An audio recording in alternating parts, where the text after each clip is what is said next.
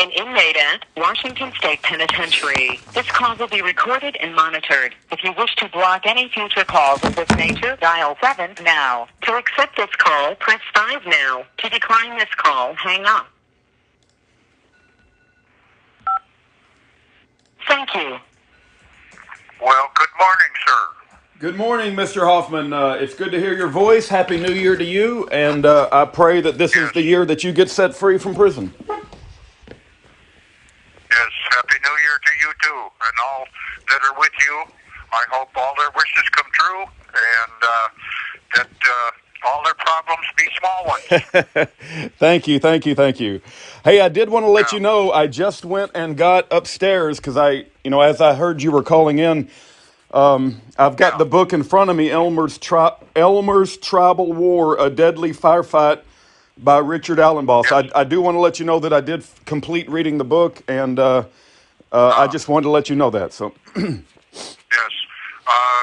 I would like, if you can, with your next prayer meeting on Saturday or what have you, try to get the congregation together and make a prayer to have Mr. Allenbach see the light of the truth in this and do what he needs to do to put down in an affidavit form the fact that he came to me not because he found information in a box, but because his wife on her deathbed said to him, "You need to get Patrick Hoffman free because I'm sure that I put an innocent man in prison."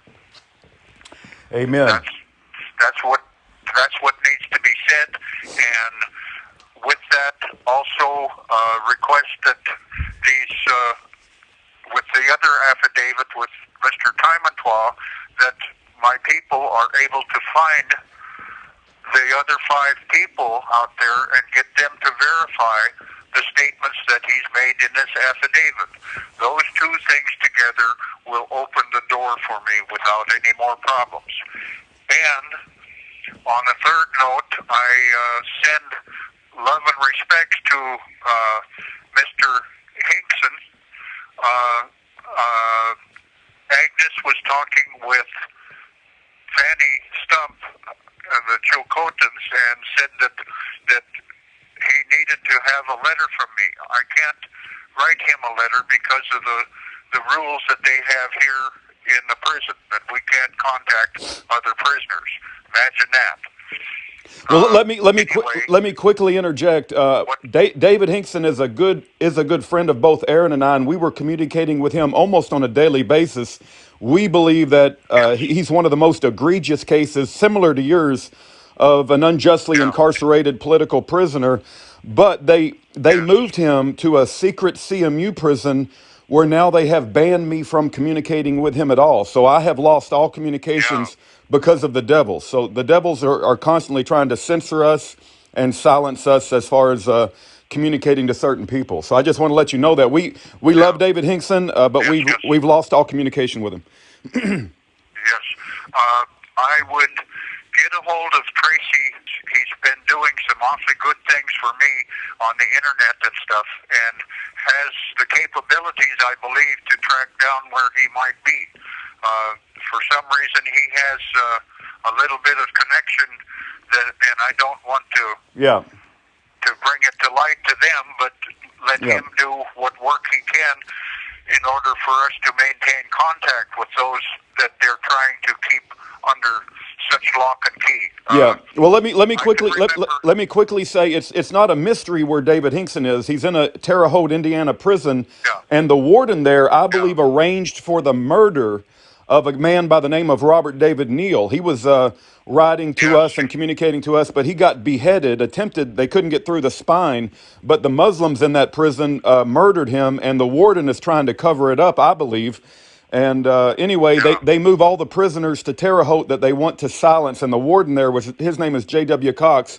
I'm not a fan of his at all. I believe he's a child of the devil. And anyway, I know where David Hinkson is. It's just they have rejected any attempts by our ministry to contact him. So, but I do agree that other people can contact him, and I encourage them to do so. I wanted to contact you now and let you to have a happy new year and expect miracles. Amen. Amen. We're gonna be obedient and faithful even unto death.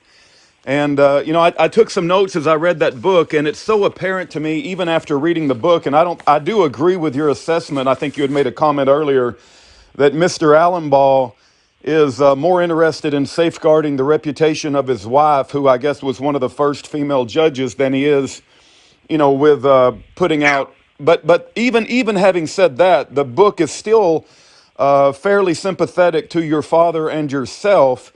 And I just don't believe that the police officers, the tribal police officers, should have even been at your property at that late hour of the night, nor should they have threatened your father and yourself. And they charged, they even charged your family, your sisters, with possibly aiding and abetting if they didn't cooperate with some sort of false investigation.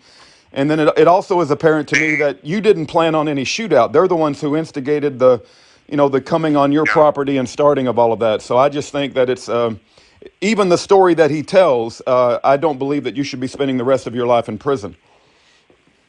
Well, all of that was to cover up the fact that they tried to arrest Elmer on a faulty warrant and beat him and dropped a 700-pound file cabinet on his chest, breaking 7 of his ribs, and then carting him around for 2.5 hours to one medical facility or another and getting him pumped with 50 cc's of Valium in 2 different places. Yeah. They wanted to kill him. Yeah. And they didn't. Right. Another thing, amen, Mr. Hoffman, and I know that it's just incredible what you guys have experienced, but I want to say this. If he was so dangerous to the community as they made out, they would have left an officer at the hospital because he was, he was so dangerous, as they said, but they didn't do that because they didn't believe he was a danger to society, and he was free just to walk out of that hospital and go home. Everything adds up to they were trying to silence you, silence your father. Of course, I don't think you had just gotten to know your father, right, at that point in time in your life, and yes.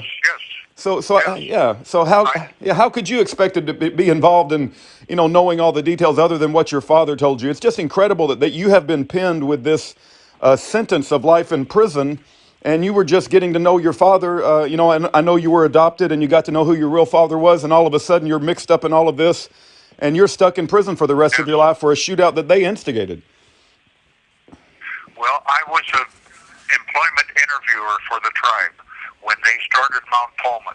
I sent out the workers to get the jobs for truck driving and for heavy equipment operation and for core drilling and things like that. Now, the core drillers, after 18 months, come back to me at different times, not at the office, but at places where we'd meet and socialize, and they told me what they were doing. They told me that they had drilled an entrance tunnel all the way through the mountain from like northeast to southwest, and they had put like hauling glass on a trailer. They had put X-ray negatives in containers there, and then had moved a portable X-ray machine around the mountaintop and shot in the direction of those X-ray plates in order to find heavy minerals that rejected X-rays.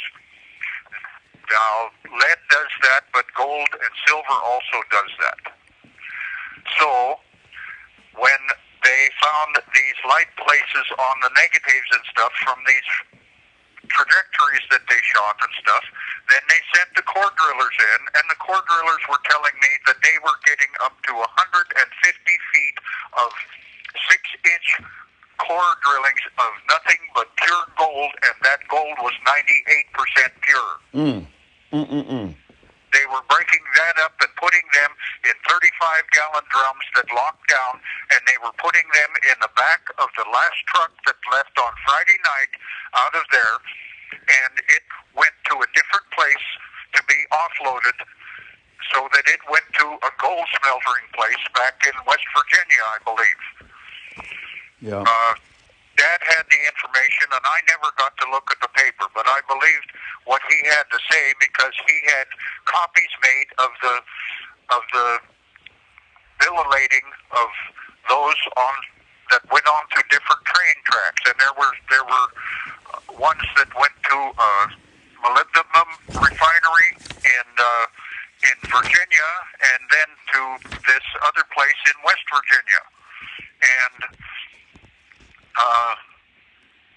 at the time I thought it was peculiar that there would be two different places for the same ore when Amex company was working there. Later I found out that Amex dissolved as soon as they come off the mountain. They have a 99-year lease on that mountain, and nobody has come in to do anything more about the lease or anything, and they still have armed guards there. Why do they have armed guards there if there's nothing to find out, if it's only a molybdenum project that's gone sour? Yeah, right. That's a good point. Hey, I have another question for you, and don't feel obligated to respond if you think it would, hurt your chances on appeal. But your defense attorneys, I think they were Richard Price and Bud Gardner.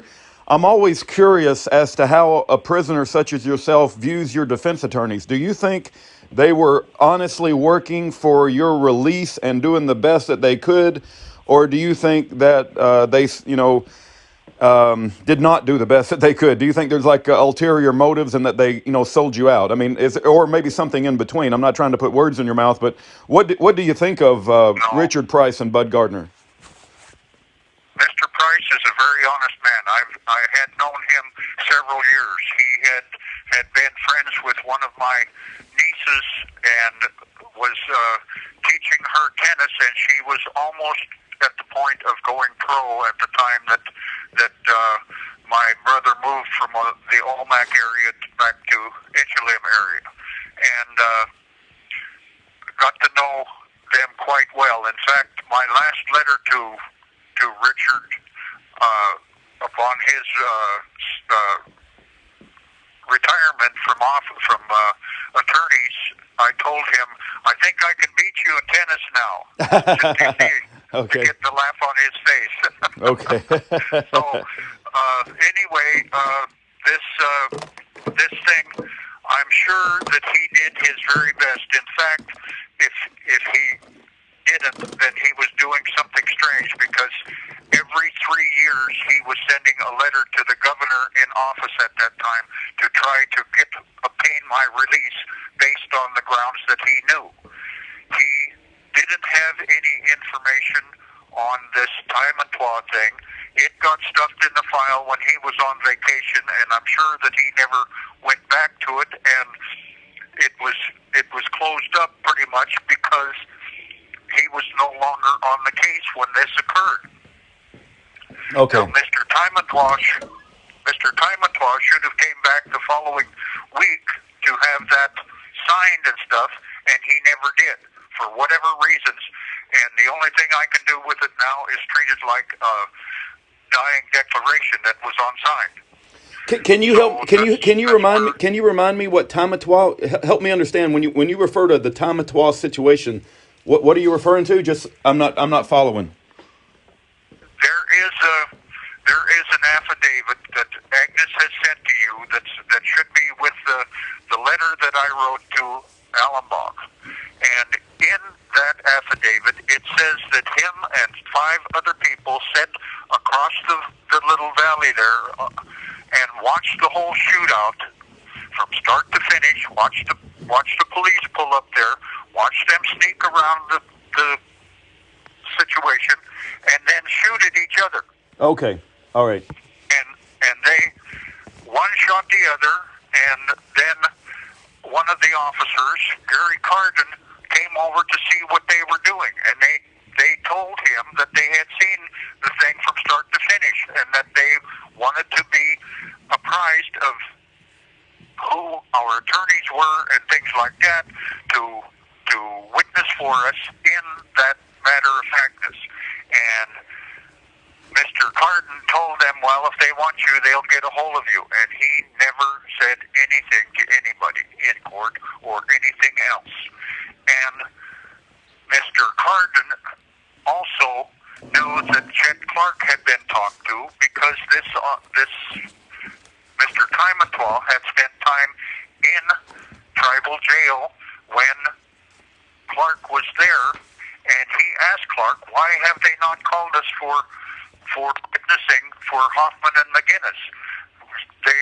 We saw them shoot, the police officers shoot each other, and they're innocent. Clark tells them, at least according to this affidavit, that yes, we know they're innocent, but we have to stick together because they'll take our job away from us and they'll do other things that we can't have done to our family, that sort of thing. Wow. Okay. So they never got to, my attorneys never got to know this. Mr. Gardner, Dad's attorney, when he got appointed for this, also had a marijuana charge over his head. And Mr. Burchard told him that he had to play his cards right the way he wanted to with Mr. McGinnis, or that charge would stick with him. Otherwise, if he did what he was supposed to do by them, then the charge would go away. Well, Mr. Gardner ended up being a judge after Mr. Burchard left the judge seat. And the only reason why Mr. Burchard became a judge in the first place was because Judge Allenbach had taken all of the paperwork that Elmer had sent into court through Mr. Cottrell, his attorney, and Mr. Cottrell was a private attorney trying to do things for Dad in his retirement and stuff.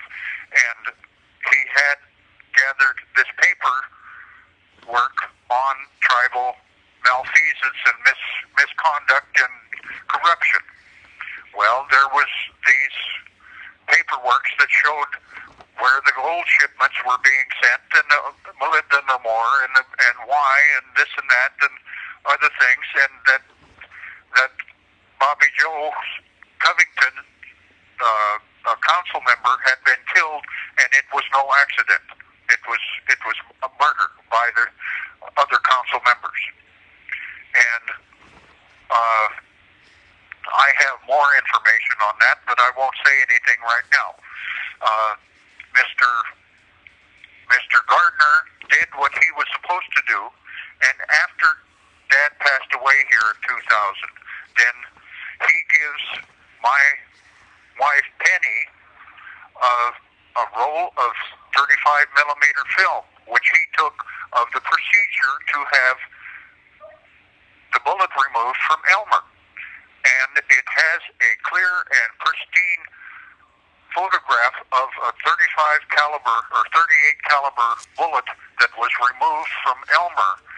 And if you put that one together with the photograph of the one that came out of Mr. Millard, you would swear that they came out of the same gun because it looks like the same projectile. Got it. And I don't have that. I don't know where it's at anymore. Penny won't talk to me, won't do anything. It bothers me that maybe when she divorced me, You have 60 seconds remaining. it was because she was told to do that or die. And I think that's what happened. So I let that be. And I can't stress this enough. There's been 2 people killed that have been looking into our case. One that was supposed to have died of a drug overdose that never messed with drugs. And another one that You have 30 seconds remaining. was supposed to be dealing drugs and didn't, and died in Okanagan County Jail. But how can you die of a drug overdose when you've got beating marks all over your face and body? Anyway, blessings to you. We love you, Patrick Hoffman. We're praying for you, and Yes. I hope this is the year of your release. Yes, take care of you. Okay. Have a good day. You too. Bye-bye. Bye-bye. All right. That's Patrick Hoffman. There was a book recently released about his case, and while I don't think Patrick agrees 100% with the book, it does give you an overview of the events that led up to the shooting, one view of the shooting, and even reading the book, you do get the sense that Patrick Hoffman and Elmer were ambushed by the tribal police in the middle of the night, and they should not even been on the property. And Patrick definitely should not be spending life in prison, in my opinion. The book is titled Elmer's Tribal War, A Deadly Firefight by Richard Allenbaugh. Richard Allenbaugh is the husband of the judge, a female, Miss Allenbaugh, and on her deathbed, Patrick Hoffman is reporting that she wanted to correct the mistake that Patrick Hoffman is spending his entire life in prison. Thank you for your time. I encourage you to write Patrick Hoffman a letter, and his address is on the website, Year of Jubilee. Go to list of other prisoners and go down to Hoffman, Hoffman. Thank you.